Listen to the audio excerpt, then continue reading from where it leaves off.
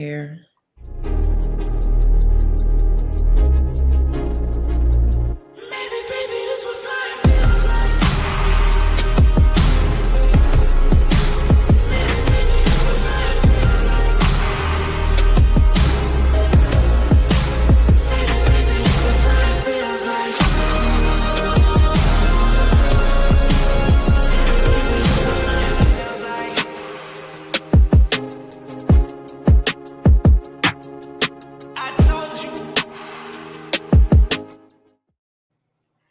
What's up? Again. What's up, right? Disregard anything you may have heard prior to now, but we're here Right. now, right? We got it. We got it together. It's all What's good. We got those sports chicks finally back in the house. Sadell Nicole and Carlita Nicole, the quirky queen herself, Chi-Town, born and bred, Texas fed. What's up, y'all? Okay. what's going on? We just gotta dive into it. We just gotta get into it. So here's the deal. Okay. It's a little bright. Okay. Y'all, what are we beefing with D. Jerry Jones about this week? Well, we're not really beefing in our toxic relationship. You know, there's ups and downs, there's ebbs and flows, and he took me to my favorite restaurant here in Dallas and wined and dined me and gave me all of the things this week, you know. So again, this is how toxicity goes. You know, last week we were, now we're back in good graces. See, the star's not even covered up. So let me tell y'all why and how Jerry Jones took me to my favorite restaurant. And let me tell you how Jerry Jones wined and dined me and how we had such a fantastic week. Where shall I start? First of all, did we beat a division rival? We did. Did we need to win? We did. The Cowboys beat the Commandos 44-22. Let me tell y'all, out the gate, we came out scoring, and by halftime, we had scored 27 of those 44 points. My boy Dak, the MVP, is that you? I heard you. You were silent, but I heard you. Dak. No, I said yeah. What I said, yeah. I know it's the telepathy. So Dak was 21 of 30. That's 264 yards, 3 touchdowns. How many interceptions? 0. None. Javonte Williams had over 100 yards on 19 carries, and he had a touchdown. This man is averaging over 6 yards per carry. We have not done that in the run game since the days of Zeke. Okay. Yeah. I mean, he kind of reminds me of early Zeke. And does. And that's why we have a coach on Dope Sports Chicks, so y'all can get like a coach's analysis, and of course me, your favorite fan. So listen, CeeDee Lamb came back. Okay, there was a lot of speculation that because George Pickens had been here and George had came into that number 1 receiver role, that how was CeeDee Lamb going to fit when he came back? We're talking 110 yards. Pickens had 82 yards. And out of CeeDee Lamb's 110 yards, 74-yard touchdown pass from the Dakota Prescott. Okay, so we cannot sleep on the offense here. Not just that, Ferguson had 2 touchdowns. He only had 29 yards with 2 touchdowns in those 29 yards. Y'all, offense is doing what offense has done for the last few weeks. Like, it's undeniable. We cannot deny that Dak Prescott is leading this elite offense, right? But this week, what got me out to dinner, what got me wined and dined was our defense. Shockingly and surprisingly, first of all, Shamar James. Shout out to Shamar James, because I didn't even know who Shamar James was to this game. 9 tackles and a sack. 9 tackles in a sack. Last time I checked, Micah Parsons hadn't had 9 sacks for the. Wait, now what we're not gonna do, we ain't gonna go there with Micah. Oh, okay. Yes. So he got Jamar did have a Chase. great game. He did. Caused forced fumbles. Like, he did have a great game. So overall, Sadell, we had we forced stops. We forced multiple 3 and outs. Pick six. The defense got mad pressure. And of course, we saw our offense stall Washington's they stalled Washington's rhythm pretty early in the game. So that and DaRon Bland, that pick six. DaRon Bland, pick 6 for 68 yards. Pick 6 for 68 yards, touchdown, y'all. Okay, first of all, this game, I wasn't expecting our defense to show up the way that defense has shown up. And they did. So coming into this game, we knew how our offense was going to fare. But defensively, yeah. So Coach, you saw us last week to this week. What happened? What was the difference with defense? I mean, I'm thankful that for the way we played on defense. We did see still a couple of mishaps, like a little bit of, undisciplined things and like that. And that kind of, because I was like, crap, don't start doing this now. Like, we offsides. Like, we're doing right basic stuff that we were doing before, but they tackled so much better. You know what I'm saying? Like, just not letting the run game get out of hand. Like, I don't know. I'm cautiously optimistic, but on the other hand, it's Washington. So when we're playing someone in our division, it's different. You know what I'm saying? Like, everybody gets up for that. So I'll be interested to see like what things are going to look like in the next week or so. So yes.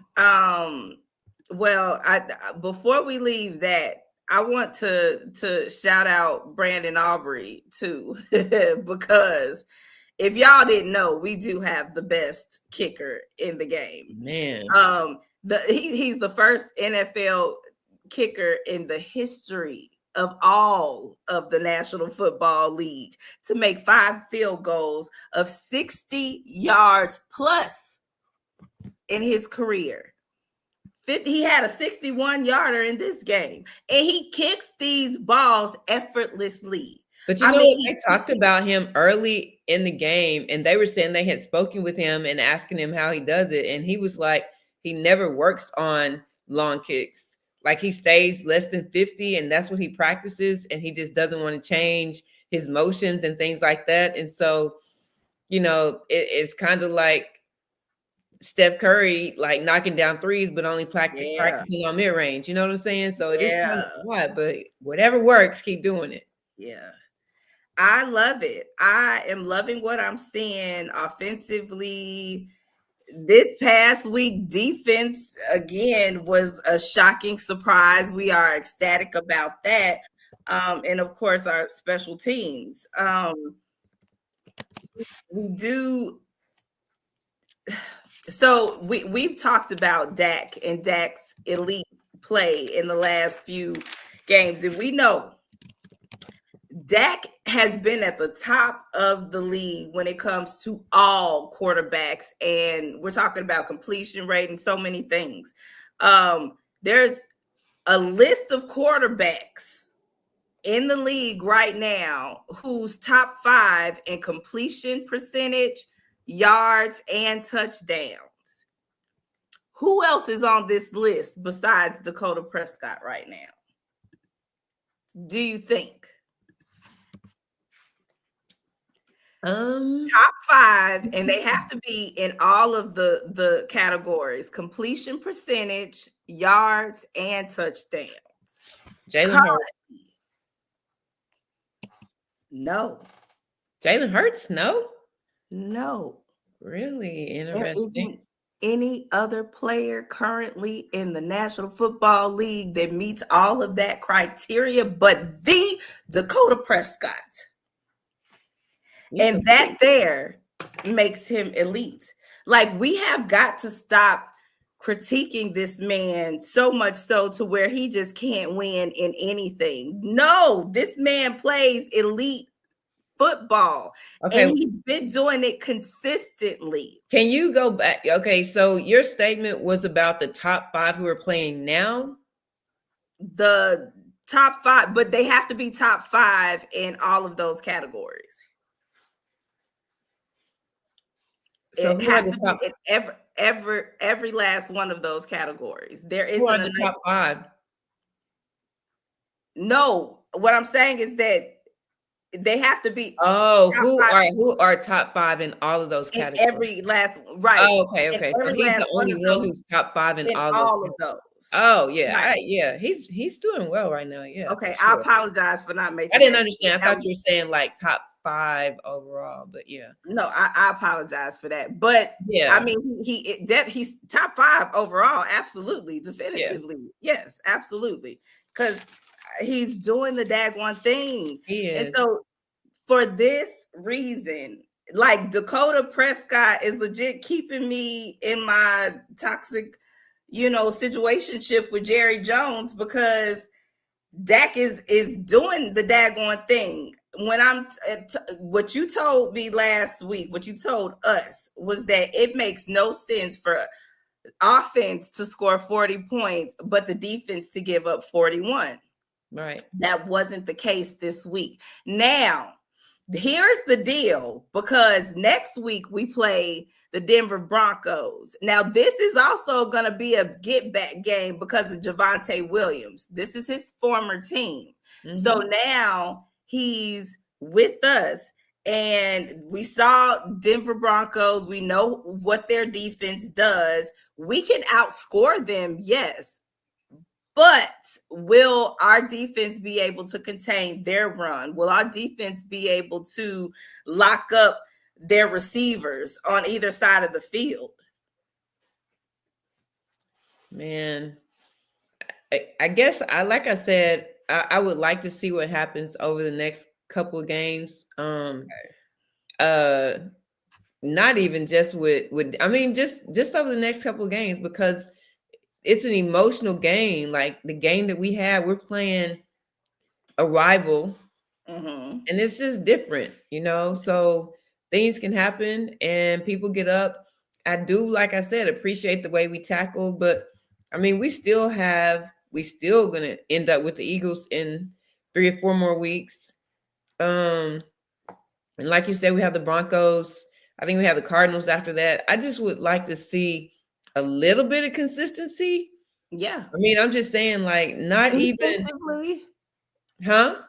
because we have shown consistency on offense.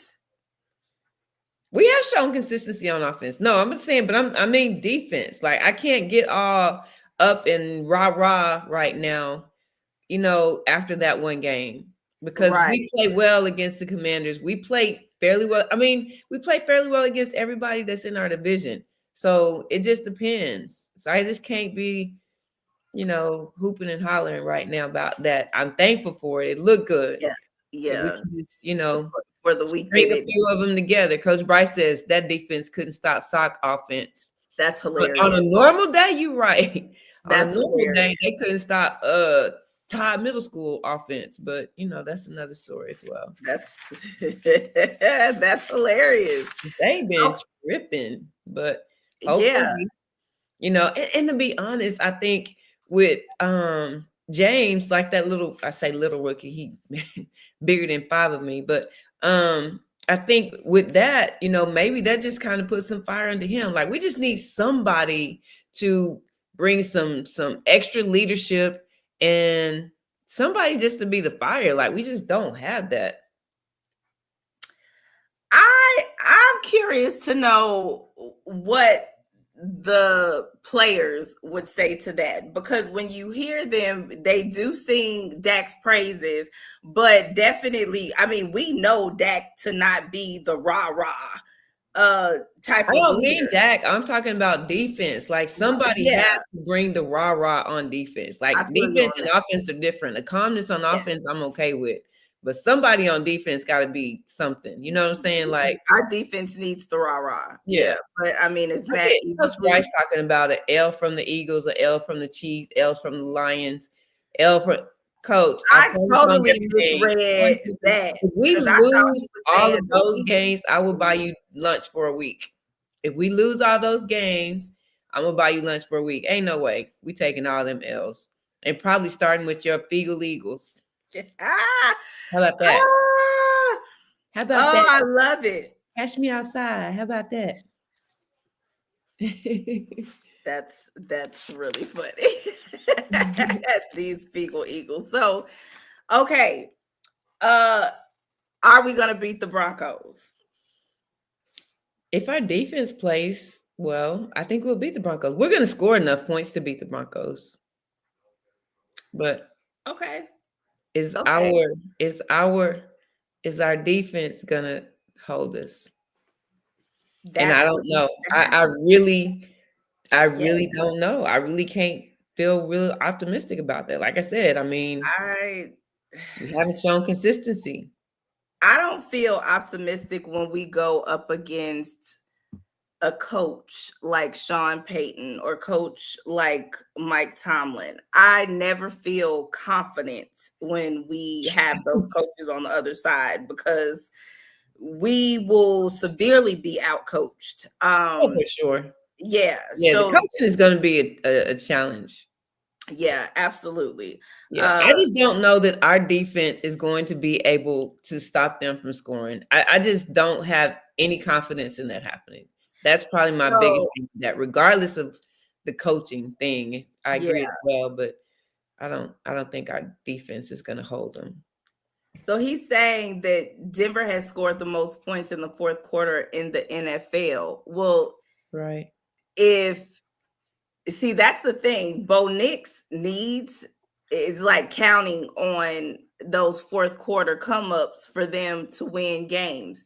And I know what that looks like because the Cowboys have been fourth quarter come ups Yeah. winners in the past, and that is not us this season.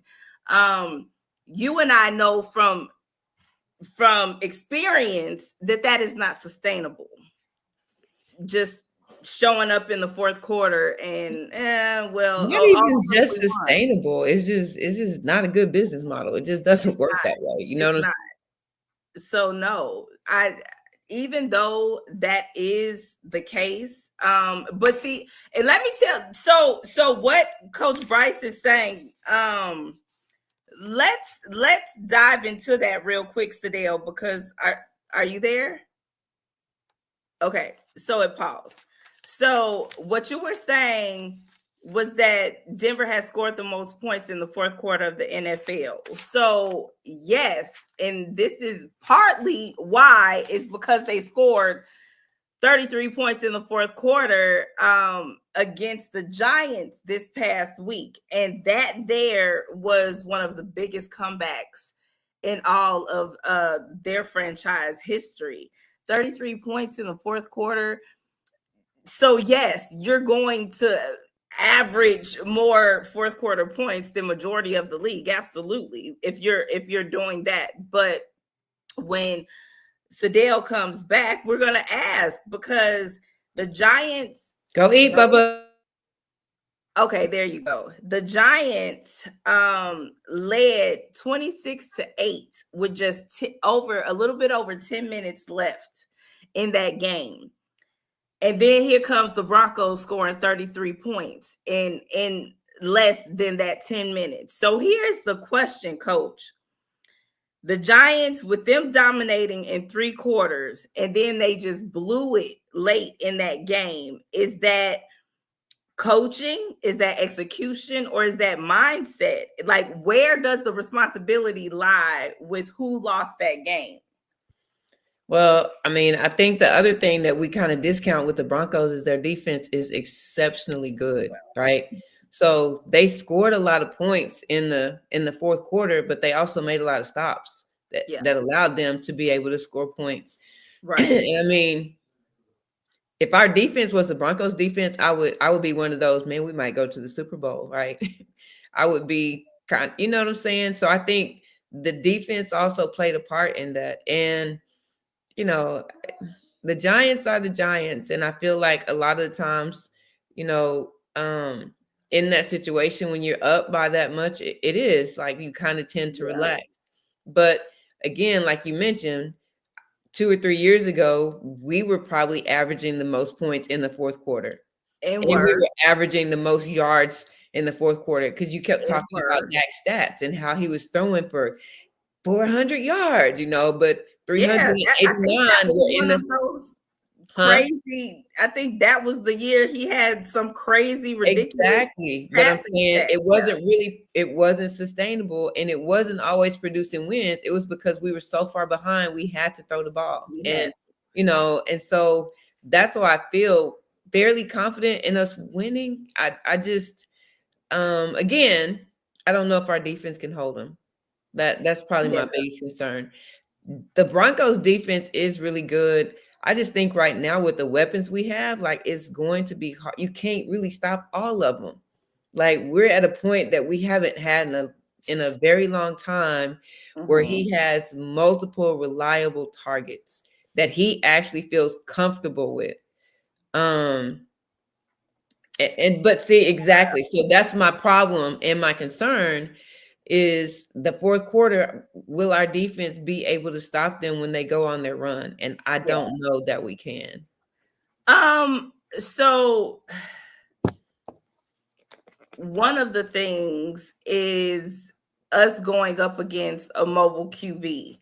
But Jaden Daniels is a mobile QB, and we did well up until he got injured. And now they're going to be starting Marcus Mariota next week. So that's just a situation where to me, it's like, yeah, it's coaching and execution. I think mindset might have just been to the point where, yeah, I'm comfortable with my lead. And you never should get comfortable with that in the NFL game because anything could happen.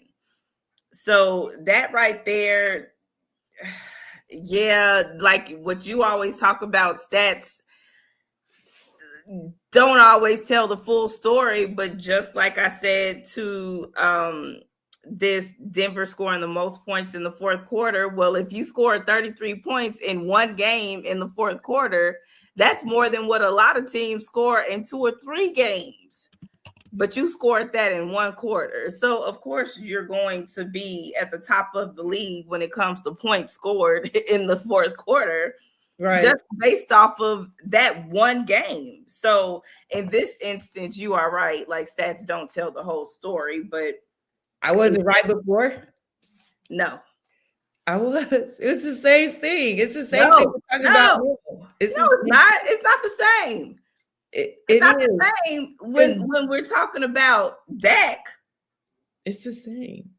He was leading every category and still losing games. But hey, we're past that now. We're on to Yeah, greater things. we're elite. That's what we worried about. I'm getting wined and dined at the fanciest of the restaurants here in Dallas Exactly. by D. Jerry Jones until he does. Okay, Hopefully, so let me ask you this. So you're wined and dined by Jerry Jones. Everything's going good and great. Everything looks fine right now. Okay, cool. Let's make sure we're clarifying. She's not actually going out with Jerry Jones. She's just saying that everything looks good right now because the Cowboys are doing well. Just want to they give know that that, right? disclaimer. Just, So y'all, yeah, because this is my toxic relationship with Jerry Jones that we're gonna discuss every week on this show. It might be somebody that's new. But my whole thing with that is That's true. if for whatever reason the defense comes out and does what they've done prior to this past week, that's Jerry Jones' fault. So if this comes back down to our defense, absolutely, because all roads lead back to Jerry Jones. And absolutely, if our defense flubs up like that again, this star will be covered. Okay, because again, it's our offense has consistently shown you that they can score. That is not the problem. Yeah. So yeah, something has to I mean, that goes I back to do really, leadership. really feel that that Dak is like he's reading the defense better. He's like using his legs when he needs to use his legs. You know what I'm saying? Like, and that's what I've been hoping for the past few years. So I'm thankful to see it, you know. We all are. We all are. We're ecstatic about it. We love to see it. And shout out to my boy Dak. I love you, Dak. That's the best little big bro that a girl could have. I you okay? I'm just no, I'm great. Go ahead. Oh, okay. All right. So this next game that we're gonna talk about, first of all, can we talk about the geriatric game? Can we talk about the Medicaid QBs? Like the commentators had all of the jokes, and I thought it was hilarious. Okay.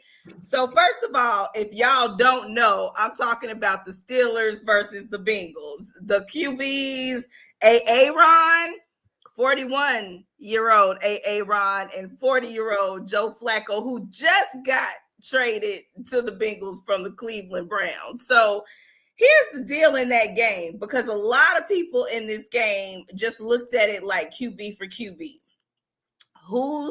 Who's going to win this matchup, and it's going to be based off of either one of these geriatric QBs, which is crazy because I'm older than both of them. And anyhow, so this is the thing. Joe Flacco came to play, and maybe not the week before, because I told y'all, and I think you even looked at me crazy when I was like, Joe Flacco might be the thing to come in and wreck shop for the Bengals and help out Jamar Chase, T. Higgins, Chase Brown, and it did not happen that first week. It definitely happened this week. Joe Flacco threw for 342 yards, 3 touchdowns. Jamar Chase set a franchise record with 16 Yes. receptions on 23 targets for 161 yards and a touchdown. Jamar Chase has been looking to do that for the whole season ever since Joe Burrow went out.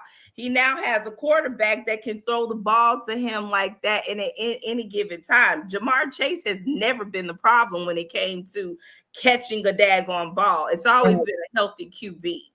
And it's always been the offensive line, because all roads don't lead back to the quarterback when it comes to the Cincinnati Bengals. It always leads back to the offensive line.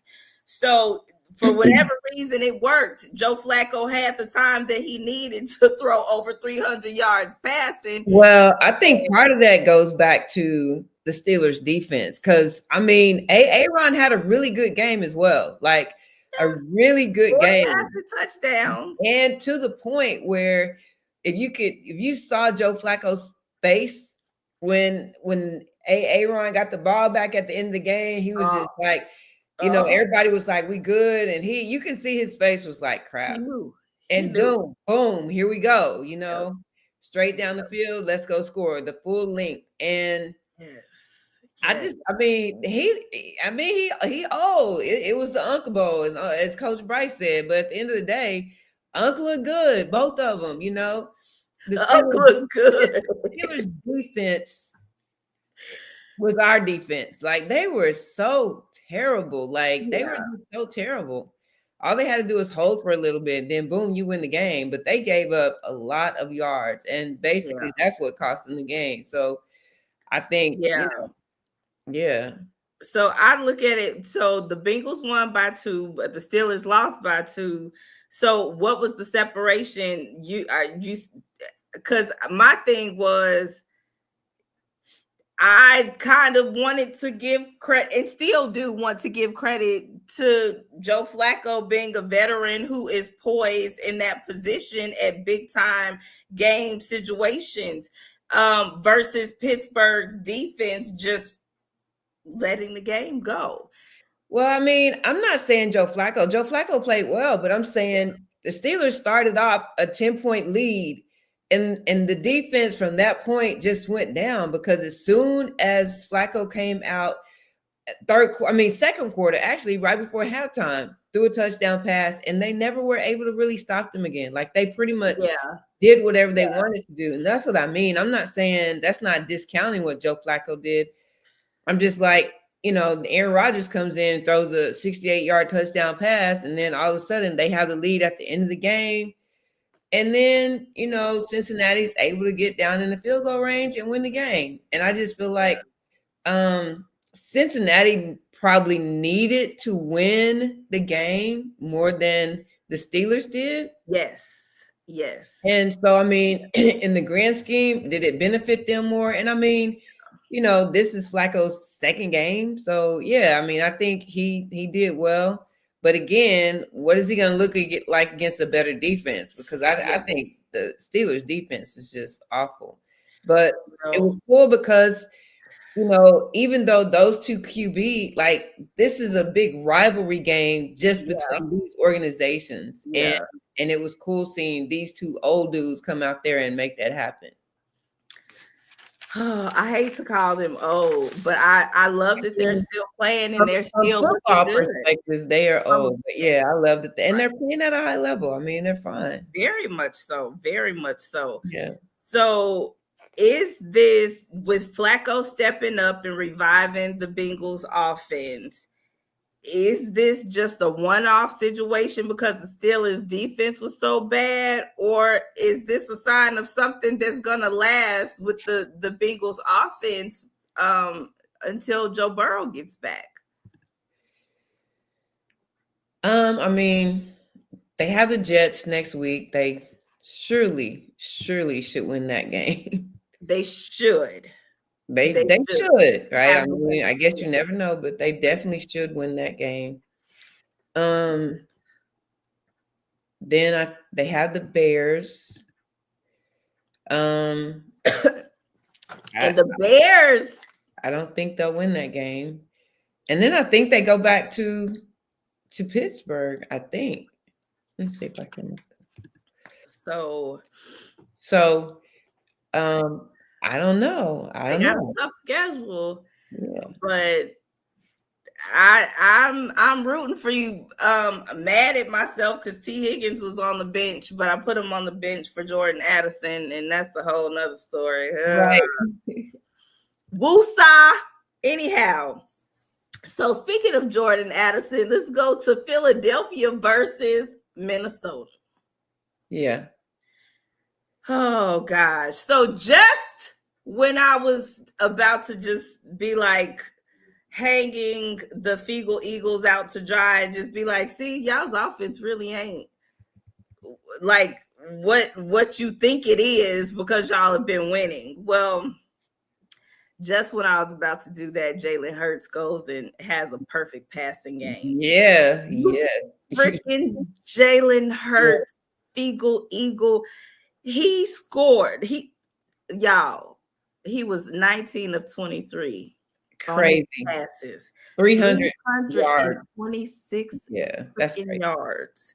Y'all, first of all, Devontae Smith had 9 receptions for 183 yards. Tell me when this season he's done that. No, not at all this season. Career best. Yeah. Because what have we heard from the Philadelphia Eagles receivers? AJ Brown. Well, the crazy thing is you got Devontae Smith with 183 and then AJ Brown with 121. Like you have 2 receivers with well over 100 yards in receiving. Like that's crazy just in itself. Imagine. Not tripping, but I don't know what's going on with Saquon Barkley because he got me 4 points. Literally, I'm ready to trade him. I'm like, what is going on? And I don't want to hear about a Super Bowl hangover because look at Jalen Hurts, look at Devontae Smith. AJ Brown is disgruntled and he still got over 100 yards. Like, what are we doing? Make it make sense, Philly. Yeah, so I mean, the Vikings just can't score. Like they move the ball well. They just have a problem. Like they have a red zone issue. Like they cannot score. Yes. I was just about to say that. So like the Vikings always show up and look good between the 20s. Right, exactly. Between the 20s. But red zone and big play situations, they don't have They that. can't convert. And the thing is, I feel like maybe when they had Jared Goff, I don't know. Before they were able, because Justin Jefferson had all of the yards. Him and Jordan Addison were T. Higgins and Jamar Chase 2.0. But that's not the case. So I don't understand. Is it a QB issue? I don't necessarily feel like it's a QB issue right now so much as it's a coaching thing, because they I don't know. Aaron Jones is coming back. We see Aaron Jones back, so he'll help out on the ground for the Vikings, but I'm just not sure what's going on outside of coaching, because they have the talent. Yeah, and I mean, I don't know. It could be coaching, but I think, I mean, he just doesn't do well in the red zone. And then turn the ball over, pick six, all that stuff. It kind of like negates anything. They look good, like you said, between the 20. Carson Wentz will start Thursday night football for them against the Chargers. So that clearly is saying that their rookie quarterback is still injured. I already told you that Marcus Mariota will be starting for the Commandos, since Jaden Daniels will be out. And gosh, man, there's lots and lots of injuries going on right now. There's another game that I wanted to mention because there's a significant injury during this game, and that was the Detroit Lions and the Tampa Bay Bucks. Oh, y'all. I didn't actually look at the game, and I didn't look at the video or the picture or none of that happened. I was watching it live, and I was watching it live, so I saw Mike Evans' injury, and my heart just dropped because, like, his hit didn't look egregious or anything like that. It didn't look like he was getting roughed up unnecessarily, but I think it was the angle in which he was hit and how he hit the ground, and you could tell like he was concussed.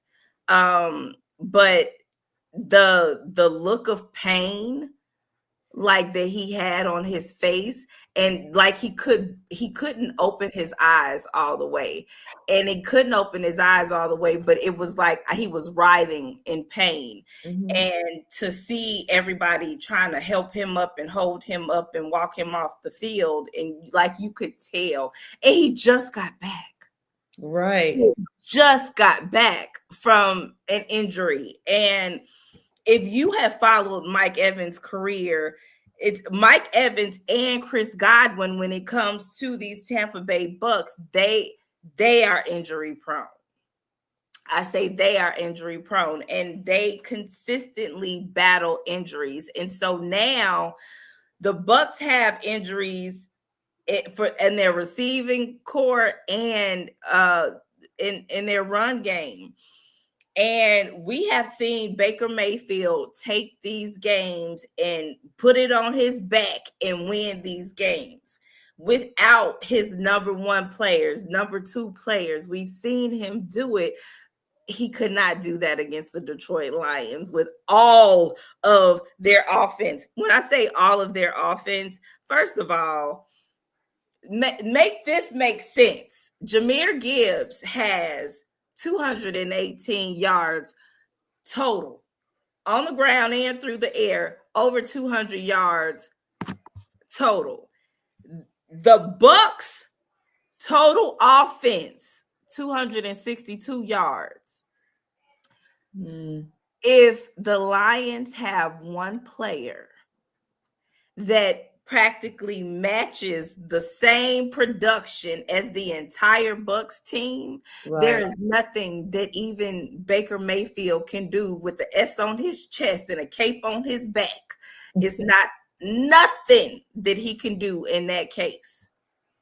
And like at this point,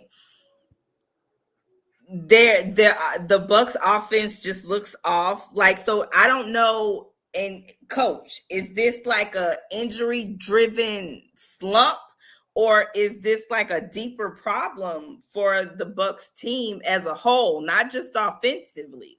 I mean, you got to think about it. Detroit's the Lions defense is really, really good. And I mean, even with the injuries and the suspensions, whatever, they had people missing, their defense is really good. And you take away his primary target, then that makes stuff look different, you know.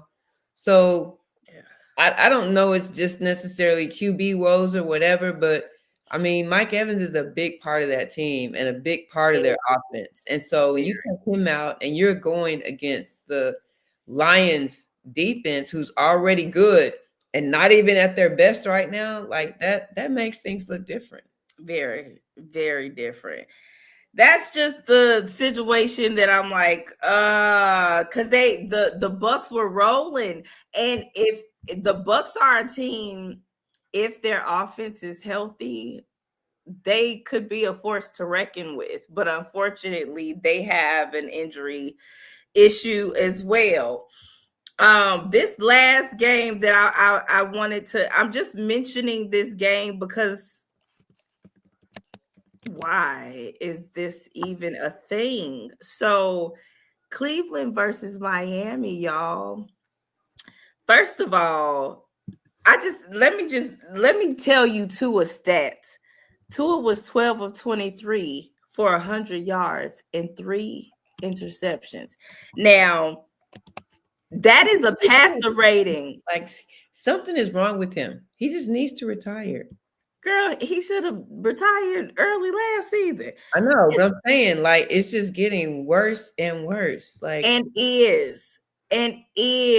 when you look, like, it didn't take Tyreek Hill to get injured for everybody to see that the Dolphins just need to stop and start over, pivot, do over.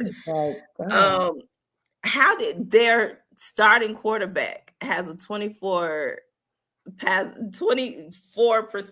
passer rating? Like, what are we doing? And what's crazy, again, this game with Cleveland, yes, it was cold, it was windy, it was raining. You play football, like, right? You can go. And Miami historically doesn't play as well in cold weather games, but like you said, they're a football team, and you're there to play football. I don't like, they can't get anything going in their passing game. It's hard. Like, they have Achane that they're leaning on heavily in their run game. That is it. And yeah, I don't think Mike McDaniels is going to make it out of this season as the Dolphins head coach. I don't think so either. And I mean 1-6 is crazy, but this, I think, their defense is not disciplined. They're getting all these penalties. They're turning the ball over. I mean, so you got both sides of the ball just not doing well. Like, it's just right. You know, they are beating themselves up even before their opponent has a chance to beat them up. So I don't know, like, and I don't see it getting any better. I don't see it getting any better anytime soon. Like, not with what they have going on right now. I don't either. I don't. And that's unfortunate, because that is a team that has had a lot of talent. all throughout that team, and unfortunately it has not been beneficial at all this season. That's sad for such a team that we had high hopes for. I know I did because I have Devon A. Chan. So on my fantasy team. Let's go into week 8. I'm not gonna do my quirky queen question tonight. We can save that one for next week. But I do want to get into some of our games for week 8 predictions. Thursday night football, Vikings versus Chargers. Yeah, Because Justin Herbert had a fantastic game this last week. So did Keenan Allen. The Chargers look really good offensively, and their defense is decent too. I do think they could beat the Vikings. I do. I think the Chargers are going to beat the Vikings. And that sucks because I want Addison to go off. But yeah, who you got? So yeah, dang it, it's such a tricky thing. I think do we know who's gonna be? Well, I don't know. The QB situation kind of has me a little bit For the Vikings? right. Has me Carson wavering. Wentz is starting. Huh? Carson Wentz is starting. Yeah, exactly. The QB situation for the Viking has me a little bit shaky, to be honest. So funny. Do you remember like when Carson Wentz was like, everybody was like, yeah, he's the greatest QB ever. Yes, exactly. And I just I don't know. I think the Chargers line is a little bit banged up, and they're going to be on the road. I think I'm still going to go with the Chargers though as well. Okay. I could dig that. Okay, so hometown team Chicago Bears versus the Ravens. Ooh, that's going to be a good one. Oh. I don't know if Lamar is going to be back. I don't know. Well, he's supposed to be back though. This is the week he's supposed to come back. He is practicing, and I'm gonna go with Raven. This Lamar's supposed to be back to play. Now, if he doesn't play, then I'm gonna change. Yeah. But if he plays, I'm gonna go with the Raven. So here's the deal. Lamar has been gone for quite a few games. And I feel like the Ravens team is just so discombobulated right now that Caleb Williams and the Bears are going to capitalize off of their discombobulation. And I think they'll take the win. And I guess for me, I think they're discombobulated because they lost a running back and a QB. You know what I'm saying? Like that puts a lot of pressure on Derrick Henry because they're not expecting anybody else to run. But when you have both of them out there, like that's dangerous. So I'm gonna go with the Ravens. Okay, go with the Ravens. Hey. Come on, Bears. All right. Our division rivals play each other, the Eagles versus the Giants. We know who we want to win. Yeah. I mean, we know who's going to win, though. To be honest, I mean, that's what I'm going to say, to be honest. I would think maybe the Eagles would win, but I don't think the Giants are just going to get blown out. I think it's going to be I think it's going to be more of a game than people probably expect it to be. Yes. But absolutely. I do think the Eagles are going to win. Absolutely. I definitely I would give that to the Eagles off top. However, and it's gonna be this is I think that the Giants have shown some life. But yeah, I'm gonna go on ahead and stick with the Eagles on this one because for whatever reason they still find a way to win, and it's a divisional game. We need them to lose this game, but even with the division, I'm not so sure that that's what the deal is. I don't think that's gonna be beneficial for the Giants. Now, this is a game, the Packers and the Steelers for Sunday Night Football. Aaron is going back to the Green Bay Packers. I am just going to kind of wish that the Steelers beat the Packers. They're the underdog, I'm sure, but yeah, I don't know. I think that basically them getting a little bit of extra time to rest, maybe if their defense can just in any way step up, that would be probably the biggest issue because Green Bay, for one, they're really good in the red zone. Yeah. And I think it'll just be interesting with just with Aaron Rodgers because he gonna go out and ball out. Like he gonna have an automatic like superstar whatever game. But I feel like I don't know if their defense can hold, but I think I'm gonna go with the Steelers. It's gonna be a close game. See what happens. I know. I want to go with the Steelers too. Yeah. I do. I'm gonna stick with that. I'm gonna go with the Steelers. Okay. Monday Night Football, Chiefs and Commandos. Chiefs coming off of a really, really big win against the Raiders and the Commandos losing to us this past week. So Monday Night Football, and I think the Chiefs are on an upswing. I'm gonna have to give it to the Chiefs.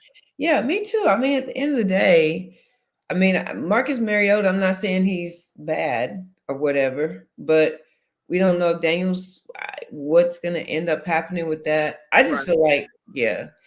Now, this could be a trick game for the Chiefs because a lot of times, they looking for their next game. I think they have Buffalo the following week. And so I think that may be an issue, just, making sure they don't overlook them and then slip up and all of a sudden lose the game. But Kansas City should win the game. Okay. I'm thinking Kansas City too. But if they lose, then we will know the real Kansas City that we're looking at. We will definitely. I think if they lose, it's going to be more of them focusing on what they got to do the following week. I think it'll be an issue of them not mentally preparing enough for Washington. They better watch out for Josh Allen and the Bills because the Bills are going to take them. Knock them out. But I'm saying I think they're more worried about that game. I could see that. Yeah. So that would be my thing. I wouldn't think like they were exposed. I would think more so that they're overlooking this game and they're not thinking much of it. Right. No, I got you. Hey, Carlton. Thanks for watching. So that's what I have. Again, I'll tell y'all we'll focus on the Quirky Queen question next week. Okay. Because we have so much other stuff to get to next week. And I think my question will be great for what's to come for the upcoming. Barron says that the Chiefs in Dallas undefeated until Thanksgiving. Yeah. Collision. If we get the right defense, then we're gonna still be undefeated. We just don't know what our defense is gonna look like then. Somebody said we have to win more than 10 games or Dak won't be the MVP. Well, even beyond that, I think we got to get past the second round of the playoffs. And I mean, as great as his numbers are, as really good as he looks right now, we still have to win games. That'd be nice. That'd be nice. And again, I won't all roads lead back to the Jerry Jones. So we'll see what this star will be looking like next week after this Broncos game. And that's just what it is. Okay. Well, that's that. Thank y'all so much for watching us tonight. Yes. Thank you guys so much for tuning in and rocking with us all these years. If no one told you this week that they loved you, just know that we love you and we appreciate you very much. And we'll see you again next week. Same time, same place. Peace out. See you guys.